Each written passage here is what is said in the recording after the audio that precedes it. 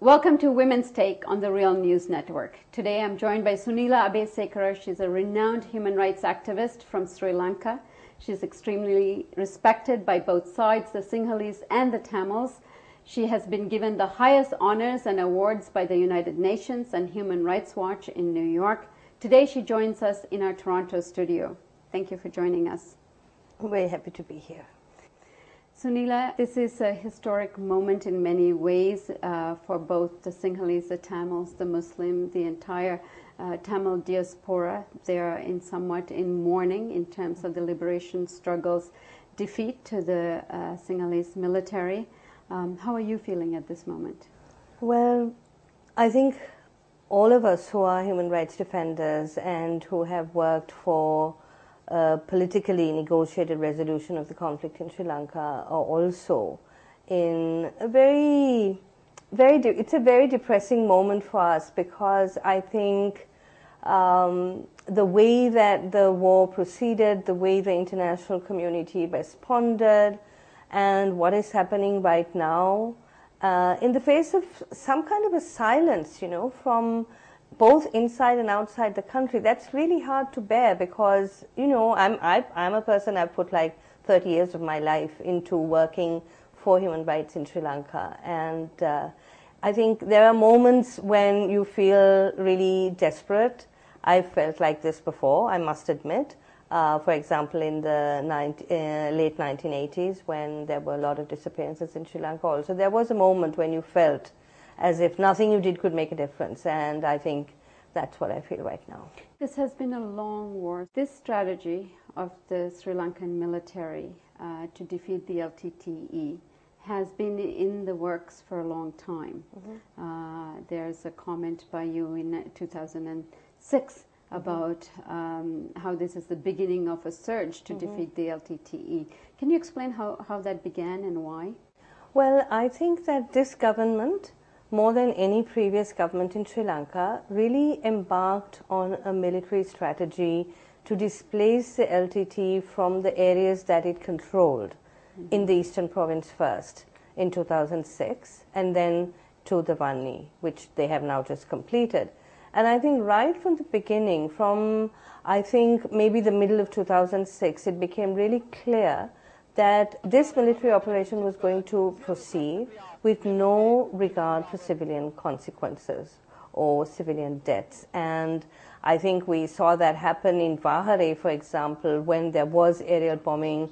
The government denied it. It has always claimed that the East was liberated with not a drop of civilian blood being shed, when we know for sure that at least over 100 people were killed in one particular aerial bombing.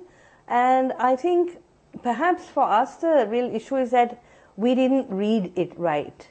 We always thought that this was the exception. What is it you missed in terms of your reading? Well, this moment was different because I think the government had decided that civilian casualties would not present them with any obstacle to moving forward. Each time in previous governments, the military went so far and no further when it was confronted with the possibility that there would be a huge civilian cost.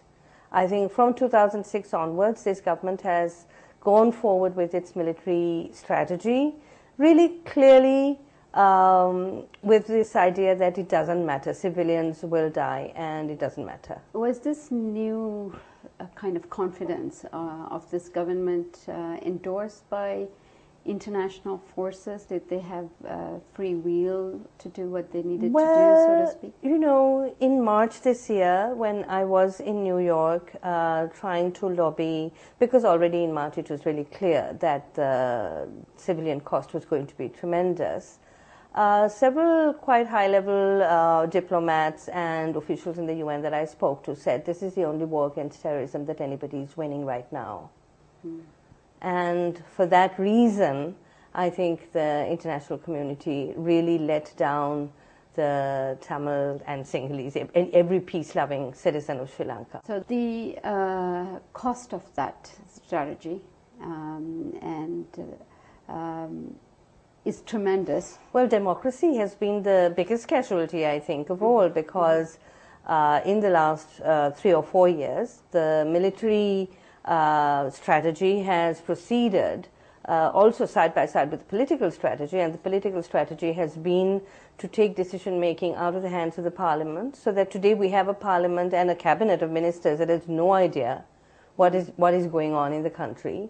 All the military and political and economic decisions are made by small groups of people who report directly to the president and operate entirely outside of the parliamentary structure. So in terms of accountability and in terms of really democratic practice, I think that's really the biggest casualty of this war in the long term. What are some of these extra democratic processes that are underway? Well, for example, the military operations have always, for the last 3.5 years, been conducted by a small task force within the president's office, and it's run by also the president's brother, who is the secretary to the Ministry of Defense.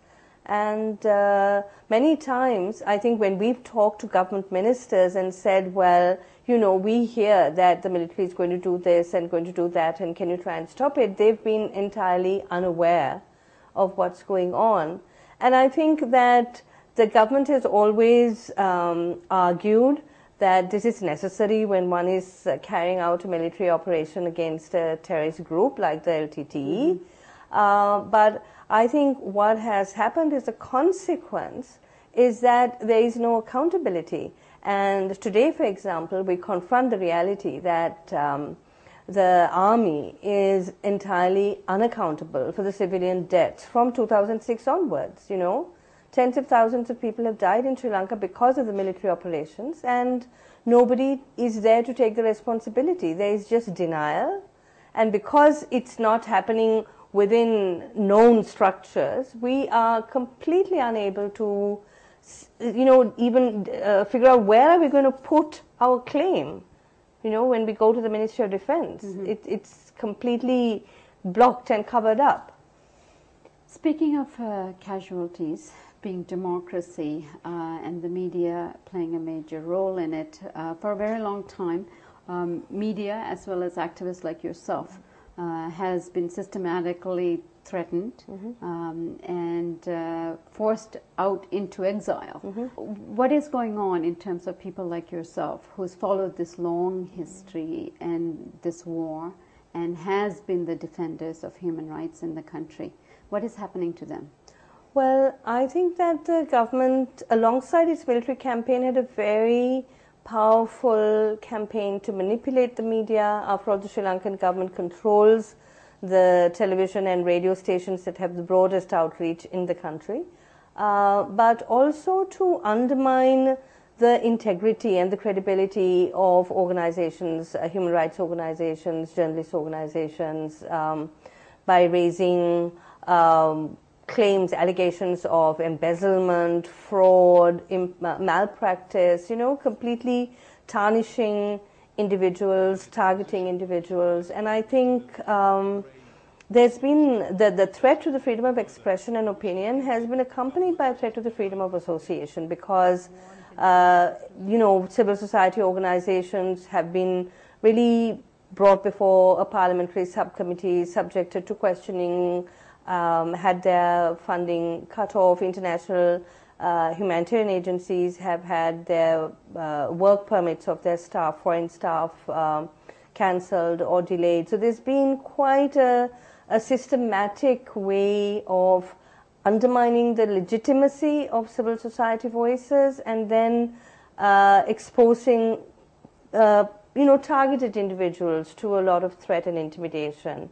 And if you look, I mean, the defense.lk website of the government of Sri Lanka is a really clear example of that, because it regularly carries pieces that target particular individuals. And many of us have been at the receiving end of these kinds of attacks. And you yourself don't feel safe being in the country at the moment? No, I left last year. I continue to come and go to Sri Lanka, but I relocated because I did feel unsafe. And I think in a country like Sri Lanka, the problem is that when you're at risk, you're putting other people at risk as well. So both at my office and my house.